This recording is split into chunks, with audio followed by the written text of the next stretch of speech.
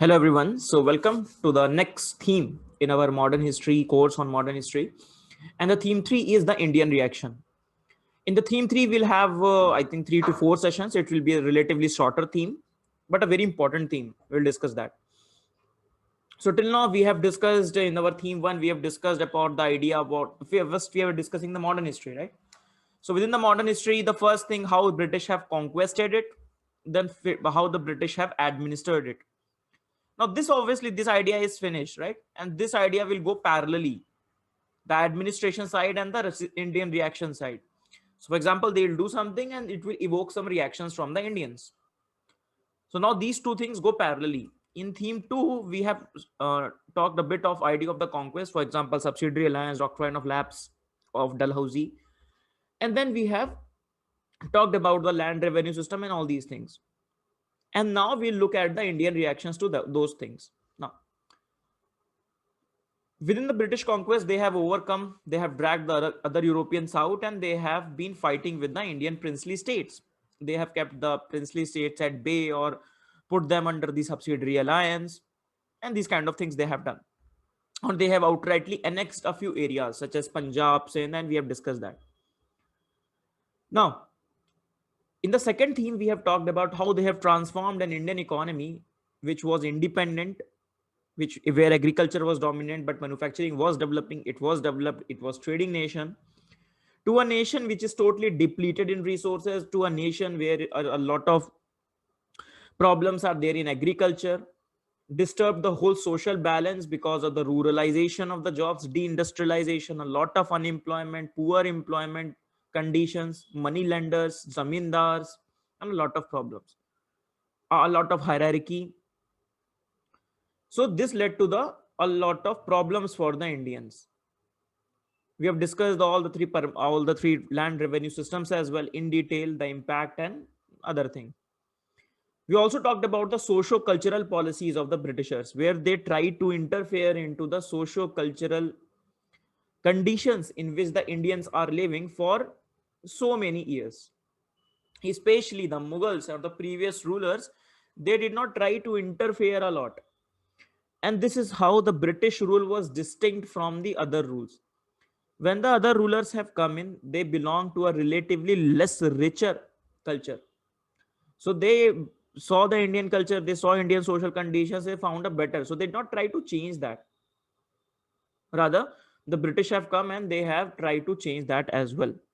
We have discussed the 3 stages of the British policy. Third stage we'll look at again.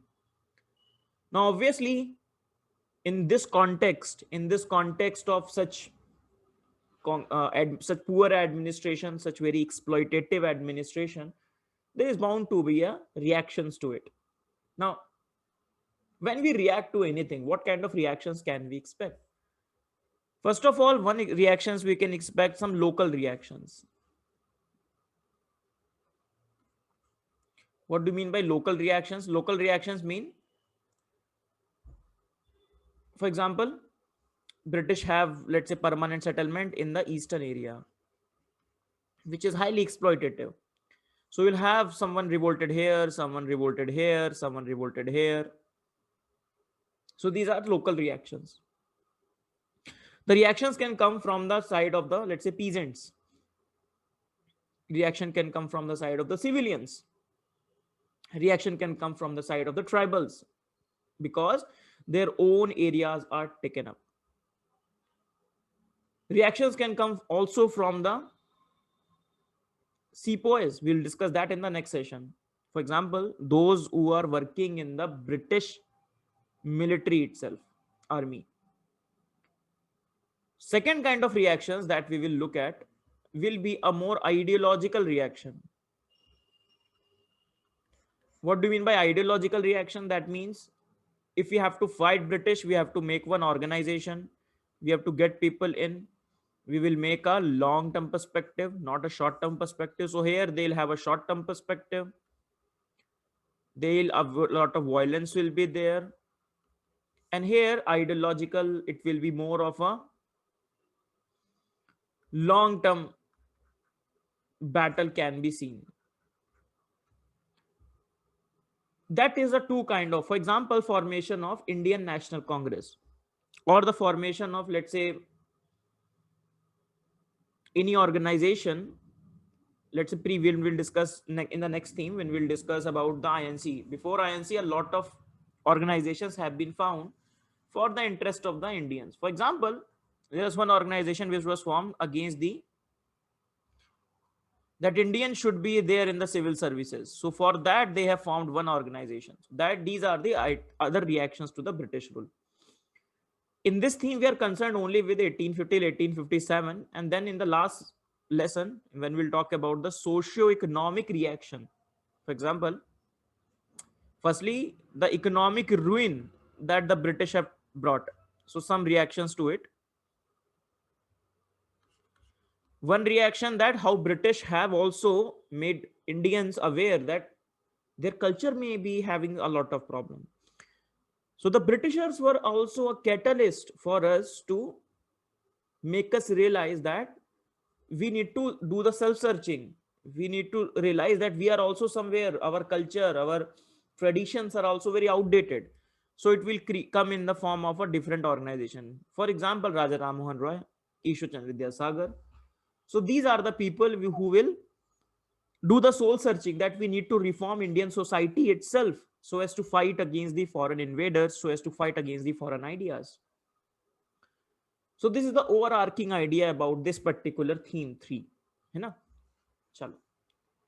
So we'll talk in the first theme about the first lecture. Today's lecture is basically focused on these, a lot of this local short-term violence, these revolts, and a lot of revolts before 1857, big revolt of 1857. This is our objective of today. Now, Indian reactions to the British rule. There are some immediate reactions, some ideological reactions. If we talk about the immediate reactions, and ideological reactions. If we talk about the immediate reactions, so these are the traditional revolts. So revolts can be from the tribals, peasant, civilian, you can say one, and sepoys.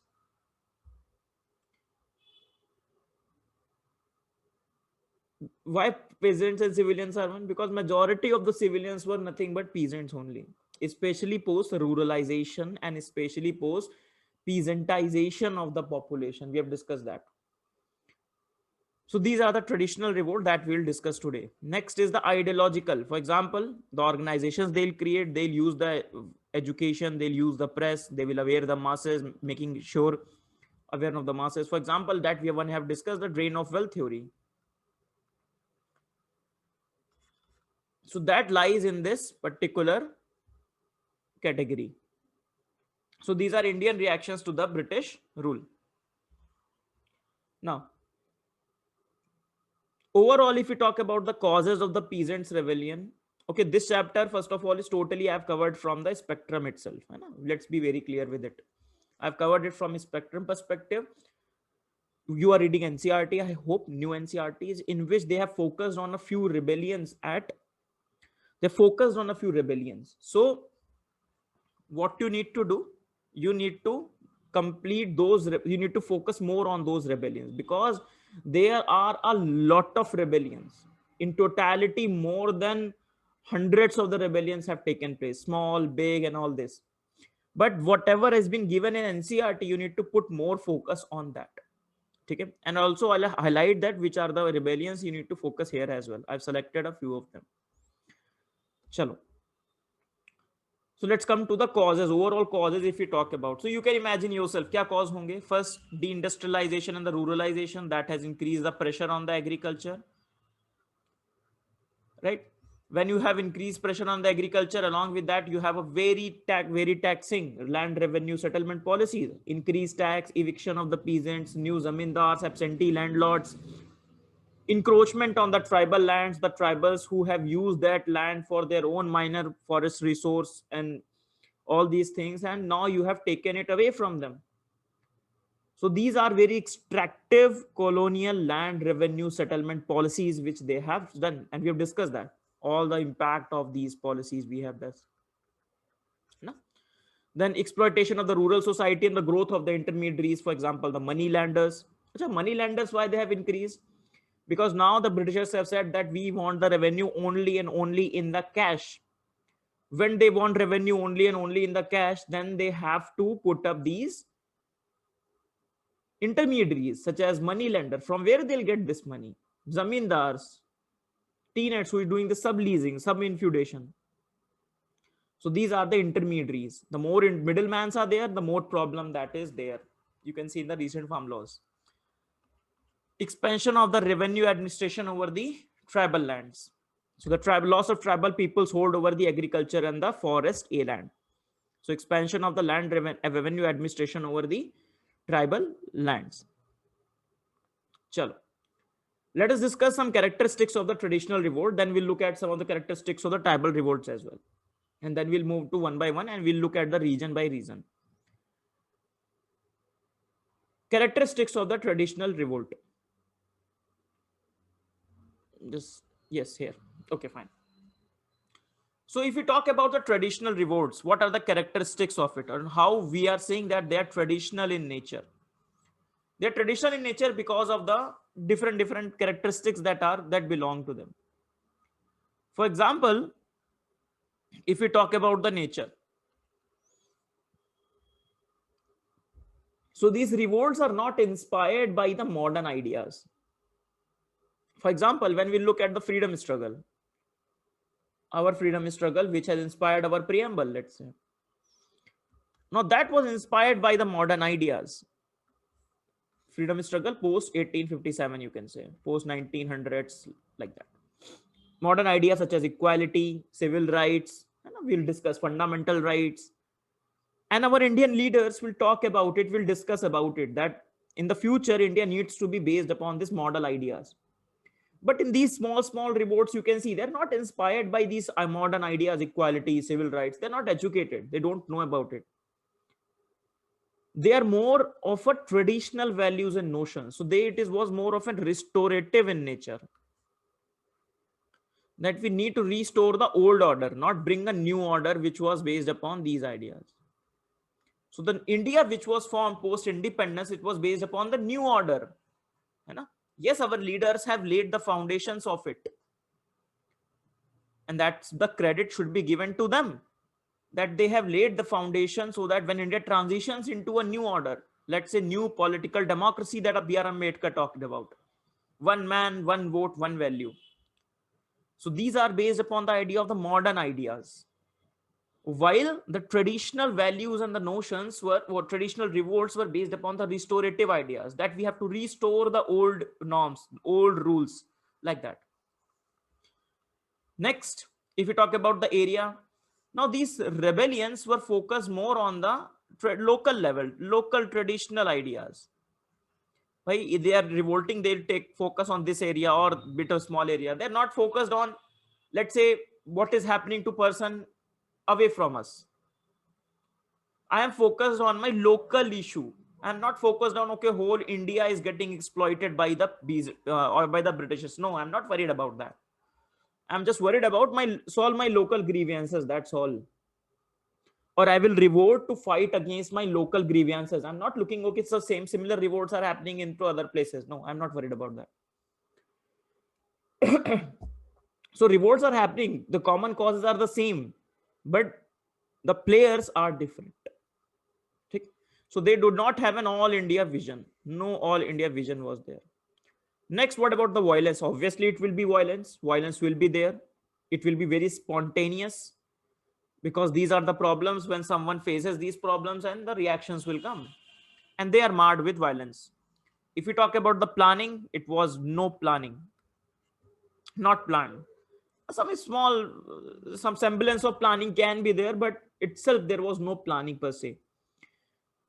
The focus was on the redress of the local grievances, and the revolt against the immediate authority can be seen. Immediate authority means Sahukars, Mahajan, and if the British authority is the immediate authority, then Sahukar Mahajans are whom? These are the money lenders. So they were not able to see that who is the main culprit here, why these things are happening. They're not able to analyze that who is the main source of our grievances. These are the Britishers. They were not able to get to that. They were able to see only the local person who is the problem. For example, let's say now we are aware that Modi ji is at the national level, right? Let's say without the modern means of communication, anything, our own representative, let's say, we will be worried, okay, but you did not do the work. Similarly, at that time, there was no representative, first of all, but the person, they can see immediate exploitation by the person. I am worried about that. So these are the traditional revolt and these are the characteristics of it. If you talk about the tribal revolt, we'll go parallelly. We don't do the civilian different and parallel tribal different, because the major characteristics are relatively same. Yes, we can give you a list of the different for example, I have flag marked all the civilians or the tribal revolt separately, so you can keep that in mind. You can make a list on your own.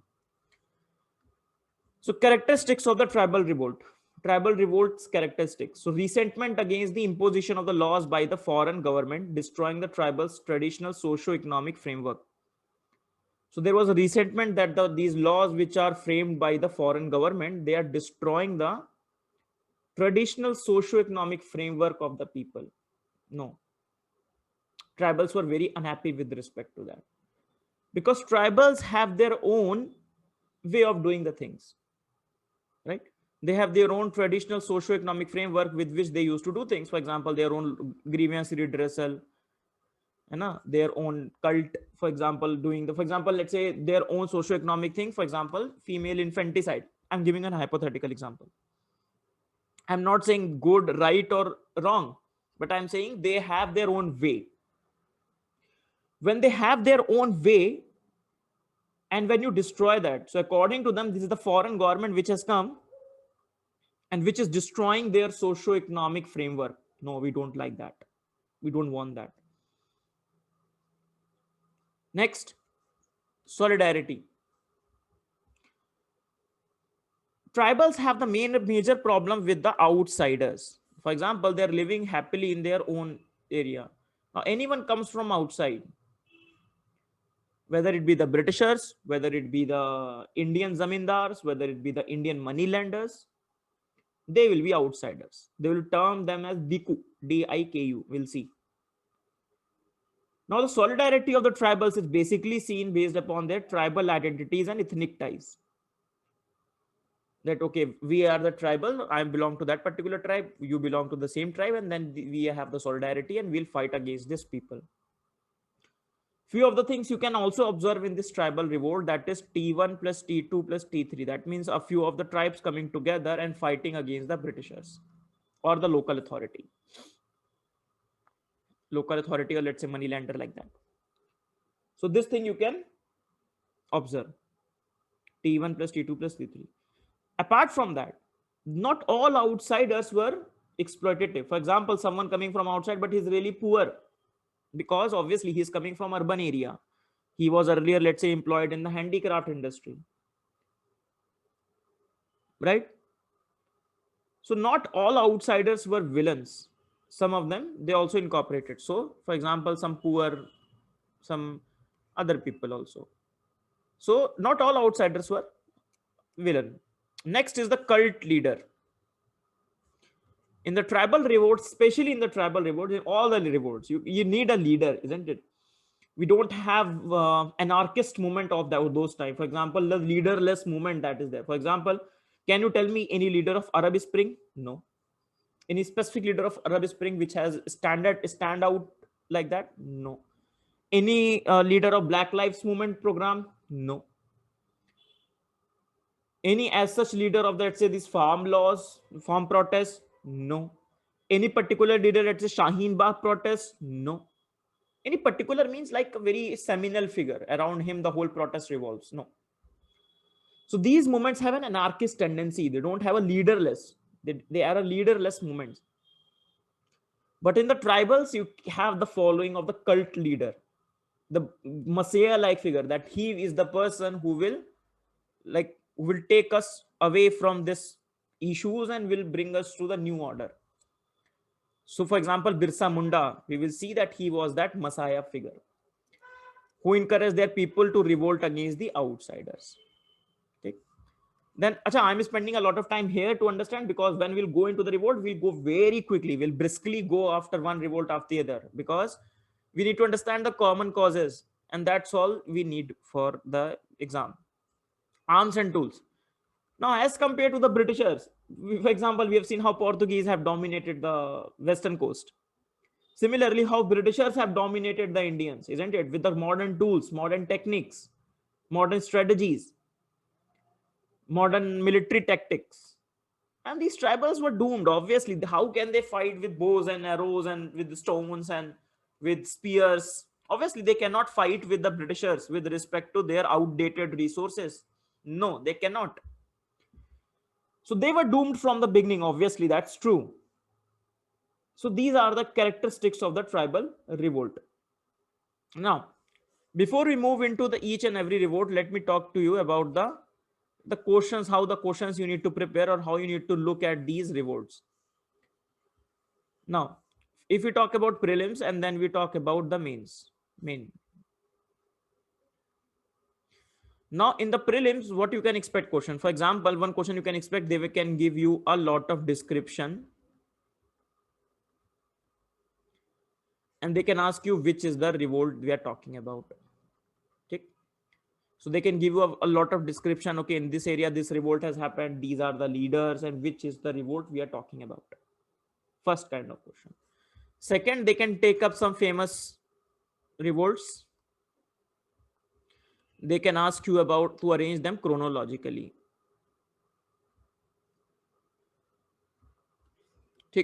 These are the two probable questions. But some of the questions that you'll find in the test series and some of the questions that I will make you solve, these will be based upon some one or two revolt centric, specific revolt centric. Because this is an area that will haunt you in your in your modern history preparation. One of the last areas I'll say. Parshan karega. It will be creating a lot of trouble for you because there are a lot of revolts to be prepared. So they can ask you some specific revolts. For example, a few specific revolts are very important as well. For example, Sannyasi Rebellion. For example, Santhal Rebellion. For example, Munda Revolt. So these are the specific revolts which are important as well. So first of all, thoda sa we will prepare. We need to understand. We need to basically sort that these are the major revolts that we need to understand. And secondly, I'll make you solve questions, a lot of questions that I will be putting up, not in this session but later on, and I'll keep on doing that. Even if a revolt I miss out, I'll cover it here. Okay, so revolt centric questions can be there, or you can ask, UPSC can ask a question, let's say the revolt and the particular event that is associated with that particular revolt. For example, when we'll read Sannyasi revolt, the Anand Mat, for example. So for example, it is related to it. Okay. Now this is all about the prelims. These kind of questions you can expect in the prelims. In the mains, you can expect one revolt overall, let's say on tribal revolts. You can expect overall on, let's say, civilian revolts. Or like one question UPSC is already asked. I will discuss that. I will put that question in the next session. That how before 1857 or 1857 revolt was not a singular event, but it was a culmination of many revolts. It was a culmination of many revolts. Okay, so this question you can think that these kind of questions you can expect, or they can ask you the major characteristics of it, of all the revolts. So these kind of questions you can expect in your mains from this area. Chalo. The best way, one of the best ways you can prepare, for example, one of the things that will showcase your understanding of the things will be, for example, we have discussed the British administration. And then if you can link the reactions that we'll read today, a lot of revolts. So for example, if the question asks in the British administration in the mains and you are able to relate with the reaction, for example, in a revolt which has taken place, it would be wonderful value addition to your answers. For example, let's say Dalhousie has annexed the Punjab. Okay. So with the annexation of Punjab, what are different revolts have taken place in that time? Or what are the, for example, when we read Wahhabi movement, that should be read in the socio-economic, but when we'll read it today, you can use that and we'll see how. So if you are able to integrate the two ideas, This is where you will showcase your synergy in your ideas and your understanding. Chalo, let's talk about the revolts. Now, first is we'll look at the revolts in the Eastern India. Now, Eastern India, you'll find a lot of revolts being taking place. Why? Because it was the first area which has come into the British administration. For example, post Battle of Buxar. Post Battle of Buxar, you can see the increasing revolt from the date itself. Sannyasi, you can see Munda, Chunar, Kol, Pica. You can see a lot of revolts after post Battle of Buxar, and this was one of the major areas of the Britishers to extract the revenue and to proceed for the other areas, isn't it? We have discussed that. Hence, you will witness a lot of revolts in the Eastern India, a lot of revolts. For example, 10 revolts here, more than 10. Chal, let's look at it one by one. First is the Sannyasi revolt.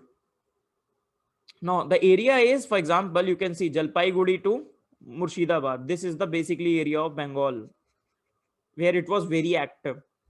The years now, years you will see these years are indicative that it was not a singular event. It keeps on happening. Okay? What are the? It is also known as the Fakir Rebellion. Okay? So, for example, what are the reasons? Famine of 1770s. For example, remember the dual government of the Bengal under the Robert Clive, the dual government before Warren Hastings. So, famine, harsh economic order. Now, the sannyasis, they wanted the religious freedom, but the Britishers have put some interference in the religious freedom of the Dasnami sannyasis and Madari fakirs.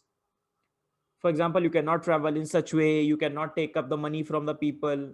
We are the people. We are Britishers will say, no, we will take the money from the people. How you are taking the money from the people, and like that. They restricted some movement on the pilgrimage places, and that was a problem. Now the sannyasis were joined by the dispossessed small zamindar who already had the place. Now their place was taken away, given to a big zamindar.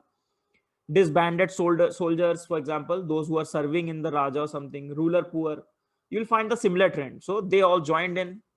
Hindu-Muslim unity can be seen. They raided the factories and the treasuries. And ultimately, it was brought down by the Britishers. Some of the leaders that you need to remember: Majnoon Shah, Chirag Ali, Musa Shah, Bhavani Patak, and Devi Chaudhrani. So women leader were also there.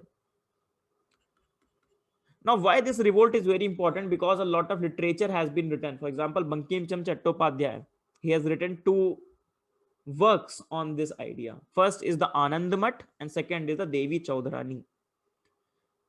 The idea of the Anand Math is based upon the Sannyasi rebellion itself.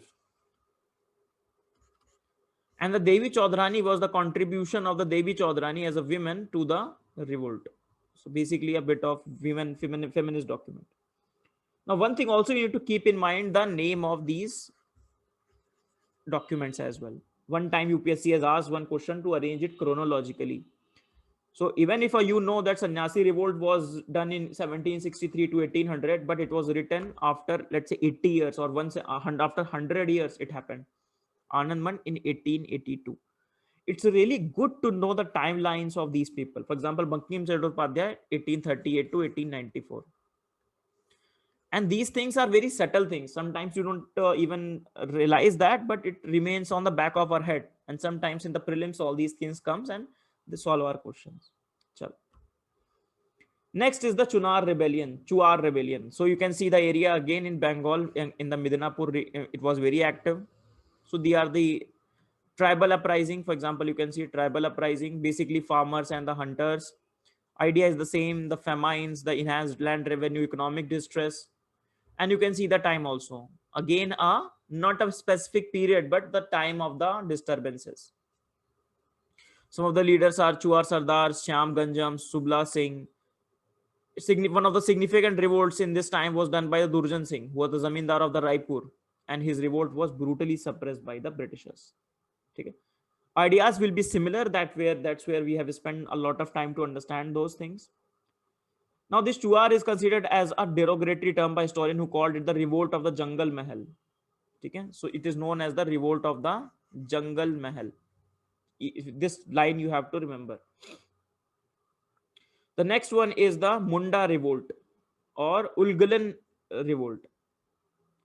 Now, the idea behind the Munda Revolt, you can see in all the revolts the similar idea. First, the loss of culture, and second is the alienation from the land. Loss of culture, that is influence of the outsiders, religious conversions done by the missionaries, for example. Now, missionaries are yet to come to India. Missionaries came to India in 1813.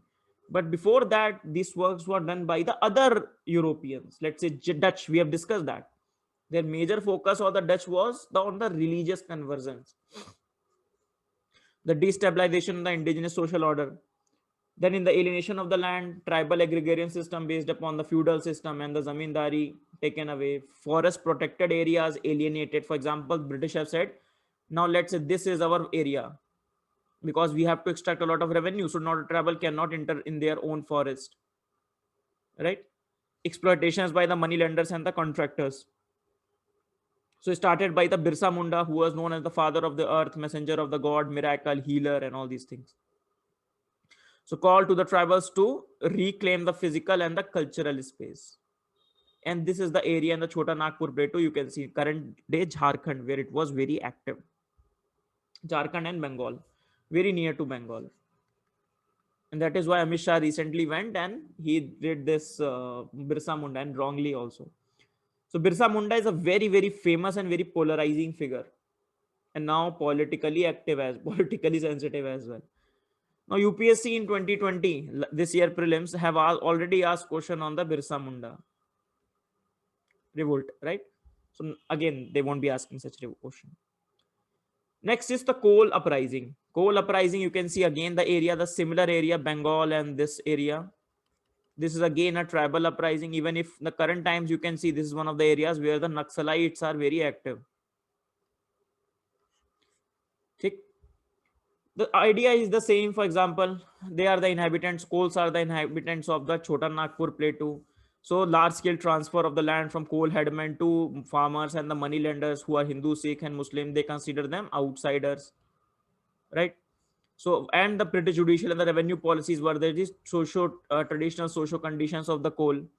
The leader was Buddha Bhagat, killed and burned about thousands of outsiders, and they have restored the, after a large scale military operation, they have restored this peace in this place. So 1831 coal uprising, that is there.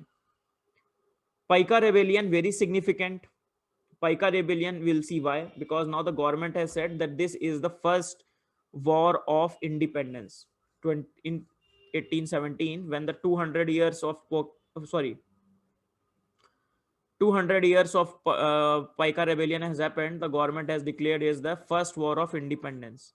Till now, the government considered 1857 revolt as the first war of independence. Now this Pica Rebellion is considered as the first war of independence. Okay? Now, the idea is the same. For example, when the Paikas were there, Paikas, you can remember the same idea with the polygars that we have discussed. So these were the people who were, for example, they were the traditional landed militia. They served the Rajas.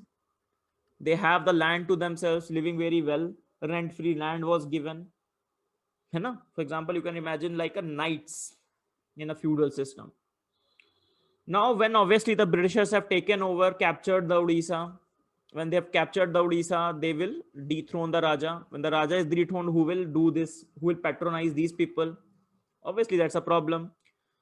So when these people will not be patronized, they will be revolting. They will be in the mood of revolt. Ki bhai, now we have to revolt. Now the Britishers also have the land revenue policy. They also wanted the land which is given to these Paikas. Ki give us the land back or give us the land revenue and extractive, very exploitative land revenues from the Paikas as well. Now the Paikas were treated as the normal riots. The Paikas were treated as the normal riots or normal peasants, let's say, and they did not like it. It was a humiliating for them. Common masses were also not happy because the taxes were increased. For example, salt prices increased. They have put the taxes on the salt prices. And one person, that is Bakshi Jagabandhu, Vidyadhar, one of the Paika leader of the Paika pack who served under this Raja. He rose up in the rebellion and got some initial success. But finally, he also surrendered in 1825. Some people say that he died or he committed suicide, but it brought to an end in 1825. So this is the story of the Pica Rebellion. So Pica Rebellion, these Picas were the landed militia. They lost their privileges. They have to give revenues to the Britishers, and they did not like it. So they succeeded. Finally, Britishers also put some conciliatory things. For example, they succeeded in getting large remittance of the arrears, reduction in the assessment, suspension of the sale of the state of the defaulter at discretion, new settlement on the fixed tenure, and other adjuncts of the liberal governance. Means, you see, when the Britishers were able to tackle these revolts, it was not always that they will totally suppress it. They will suppress it, but also they can come up with a conciliatory mode. We will do something for you as well, so that the next time the revolt does not takes place. Achha? So for example, they'll make them as their new confidants or their new allies. So they'll do something for the people as well. So the Britishers have also done some things for the Paikas also. You'll see the same thing we will see later on some of the revolts. This is what we have discussed. It is important because in the current context, this is being discussed as well. Chalo. Next is the Pagal Panthis. Now, this is the one of the revolt which has the religious connotation or religious overtones. For example, you can see current day Bangladesh, one of the major areas. Now, Karam Shah has made this Pagal Panthi a semi-religious group, a sect kind of thing, where these tribes have joined these groups. Let's say Heong and Garo tribes have joined this particular group. Now the son of the Karam Shah, it was earlier a semi-religious movement, but later on, you can see the exploitation being done by the Britishers. They are watching that. They are seeing the exploitation done to these people. Zamindars, absentee landlords. So Tipu, his son, rose up against the operations of the Zamindar. So from a religious, it turned into the political. Obviously, when the religious means a lot of people are gathering. Whenever a lot of people are gathering, they will not only discuss about their spiritual affiliations, but also like socio-economic distress that they are feeling. And it will create a sense of, they will come together under the brand of the religion or the spiritual enlightenment or awakening, but they will discuss their political issues as well, socio-economic issues, socio-political issues. And then it will create a background of the revolt. So they refused to rent above the certain limit and it was violently suppressed. So this is known as the Pagal Panthi movement. Okay. Pagal Panthi revolt. Next is the Ahom revolt. Ahom is the kingdom. You can see Ahom kingdom in the Assam. Now the revolt started after the First Burma War. First Burma War, British have pledged after the First War that we will stay away from the Assam. But later on, British, because of their nature, they wanted to incorporate more the Ahom territory, because you can see near the rivers, a lot of navigation, a lot of resources, a lot of land revenue to be extracted.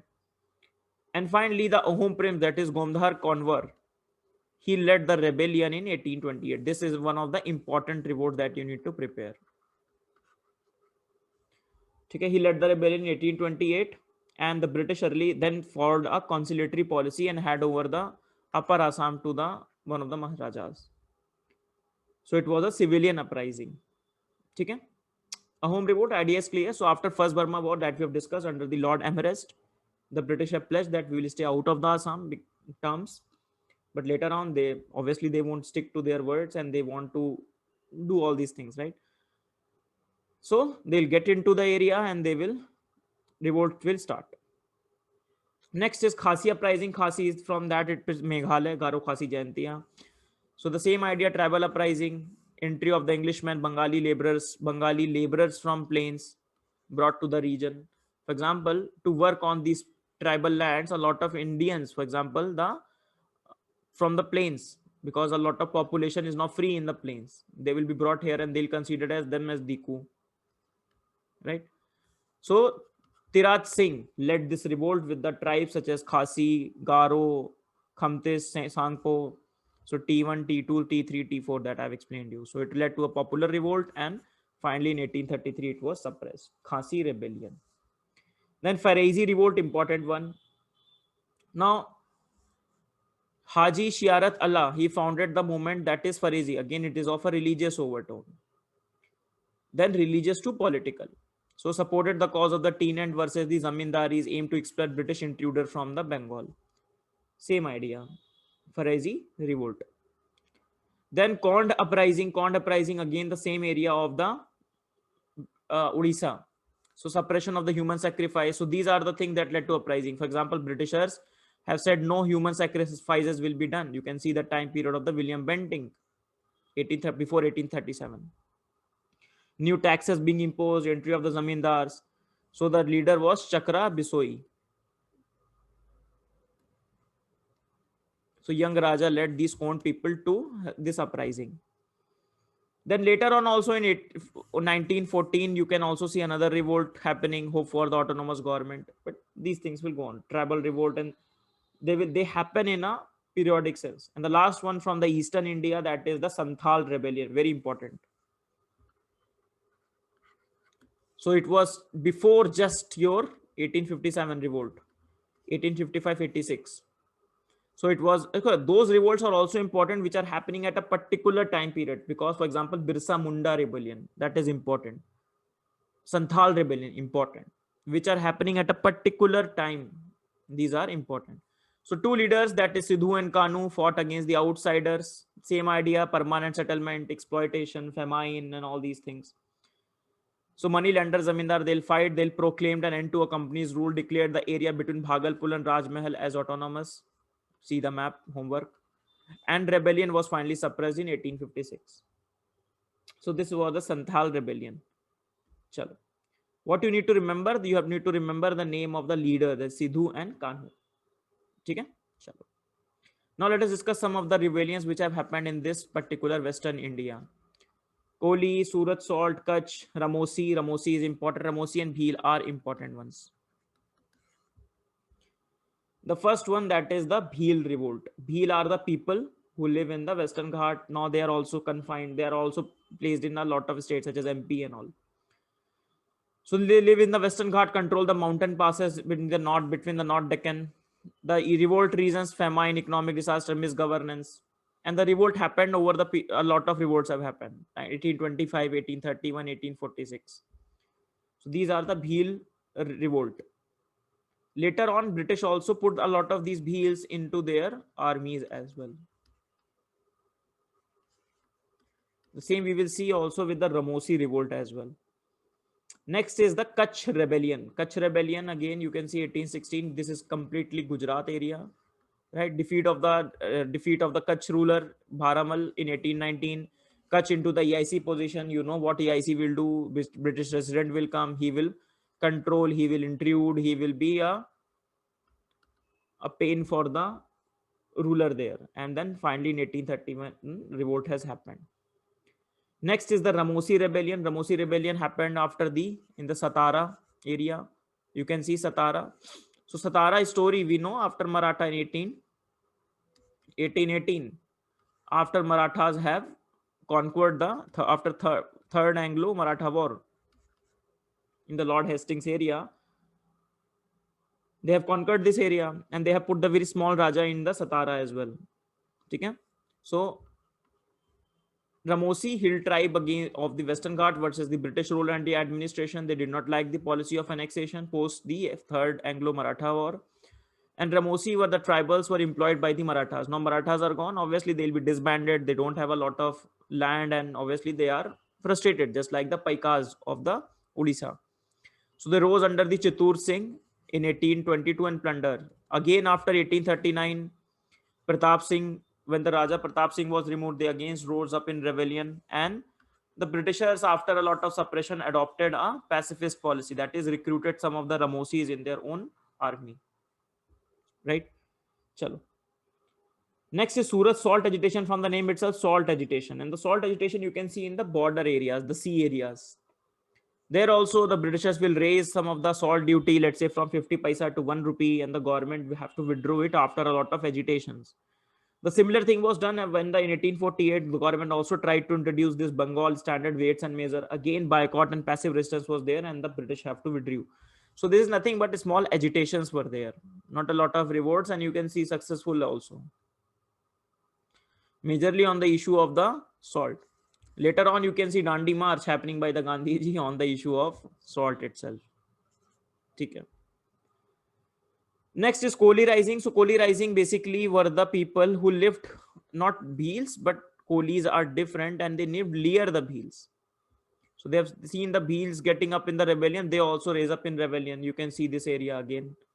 So 1829, 1839, 44, 88 rose up in rebellion, tribal uprising, imposition of companies rule and large scale unemployment that is there. Now let's discuss some revolts in the South India. So Thampi Rebellion. No, again, this is not Thampi Rebellion, Vijinganam in 1794. Three we'll discuss. First is the Vijinganam in 1794. So the Raja of the Vijinganam, for example, Vijinganam in the Andhra Pradesh, current day Andhra Pradesh, Nadan Sirkar, if you remember. So earlier, this Raja has helped with the or worked with the Britishers. So British versus the Raja versus the French, rooting out of the French from this area. The Britishers have committed something to Raja, and obviously the Britishers went back on their words. They wanted Raja to pay a lot of money, dues, which were not due. They say, okay, give us this money, give us that money.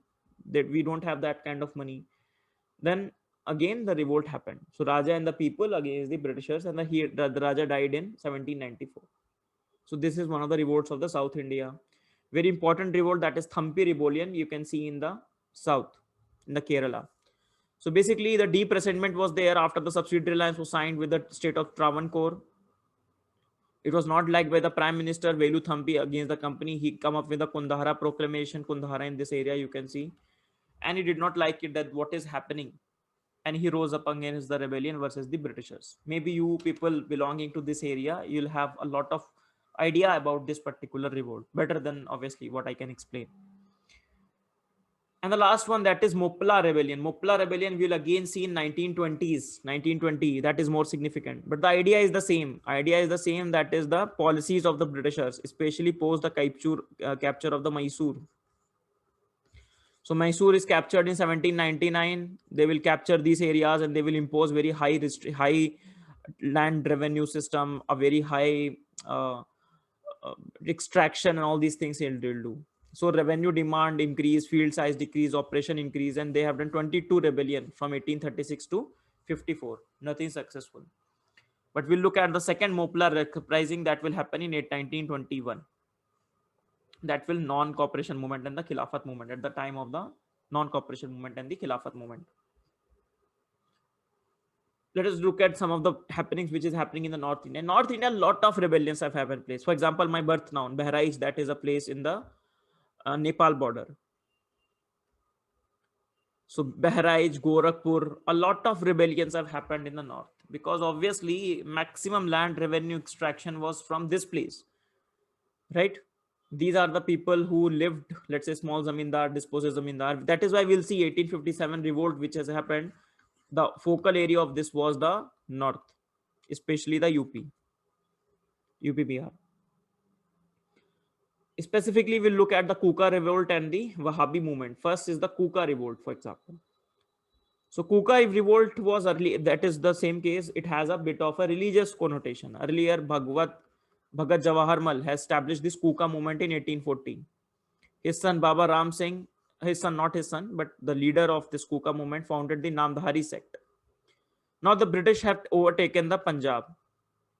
From the religious purification, they have agenda for the religious purification. For example, abolition of caste, meat nahi khana hai, we won't eat meat, alcohol no, drugs no, yes, go to intermarriage, widow remarriage, and all the good things that are there. These are the religious ideas. But the religious idea converted into the political ideas. Political side, that is remove the British, restore Sikh rule over the Punjab, wearing the head woman clothes. So idea of Swadeshi can be seen in the Kuka rebellion, that we will wear this hand woven clothes, boycott of the English laws, education, products. Its popularity was increasing because earlier it was a religious movement. Then obviously when it acquired the political connotation, it created the hurdle for the Britishers. So finally they crushed it in 1683 to 1672. Okay. So Kuka Rebellion is an important one for prelims, not for mains, but for prelims it is important. Next is the Wahhabi movement. Wahhabi movement was, again, it was not an uprising per se, but it was a basically flare-ups that happened because of the Wahhabi ideology. For example, Wahhabi ideology, that is Abdul Wahab from Saudi Arabia and the Shah Wajiullah from Delhi, their teaching inspired a person, that is Sayyid Ahmad, who belonged to Rabareilly in UP. He condemned the Western influence on Islam and returned to pure Islam. So he talked about that we have to convert from Darul Harb to Darul Islam, that is the territory of war to territory of Islam, and we have to convert, and this will be converted only through jihad. Earlier the jihad was against the Sikhs, but now the Sikh have become under the EIC after 1840s. Now their jihad was against the Britishers, and obviously it will create some of the civilian uprisings, civilian flare-ups that will happen. So this is your Wahhabi movement. Wahhabi movement, we'll also look at it when we'll talk about the socio-economic reforms or socio-economic happenings happening in that particular time. Chalo. So with this we finish the session. I know today's session is very, very factual in nature. What you have to remember, you need to make a map, like, or make a list of these revolts. You can divide the revolts tribal, civilian. You can divide the revolt region wise. You can again region plus tribal and the civilian. But today's lesson is very important from Prince's perspective, because it may not come in the UPSC, but it will really haunt you. So in that regard, this is a very important session. Similarly, a lot of movements we will look at it, socio-economic movements, Ramakrishna Paramhans, this, that, Paramhans Mandli and all these things. That will also create a problem. That is why these are a lot of facts that you have to remember from the UPSC perspective. Okay? Chalo. Let us look at few questions which you have to do. Now this question we have the context is being set in the previous themes. UPSC 2017.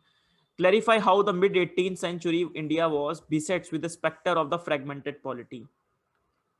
So in mid 18th century means 1750s, India was beset with a specter of the fragmented polity. Okay, so you have to discuss that.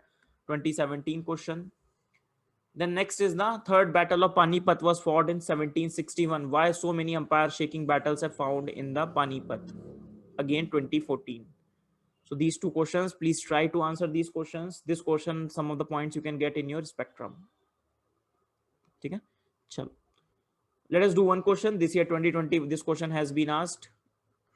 In the history of the India, Ulgulan or the Great Tumult is a description of which of the following events? Revolt of 1857, Malippa Revolt of 2011, Indigo Revolt of 1859-60, and Birsa Munda Revolt of 1899-1900. Very easy. That was, I told you, Birsa Munda is very, very important. So that is the Ulgulan Revolt. We have discussed about it, and I have discussed that in the current affairs as well. A few of you must have seen that. So the answer is Birsa Munda Revolt of 1899 and 1900s. So with this, we finish our session for today. Today we have discussed that how this resentment is converted into a lot of different multi-dimensional revolts. Within the revolts, we have seen the mainly two revolts, civilian and the peasant, civilian and the tribal uprising. You need to create some very chart-wise notes so that I'll remember a lot, or make a chronology-based ideas. That would be more than enough. Okay? Some of the revolts are very important. Let's say Santhal Rebellion and all these things. They are relatively more important per se, okay, as compared to these one, but prepare according to it. So with this, we finish our session for today. In the next session, we'll talk about the Sepoy mutinies, and then we'll look at the 1857 revolt as well. Till then, bye-bye. Keep learning. Thank you.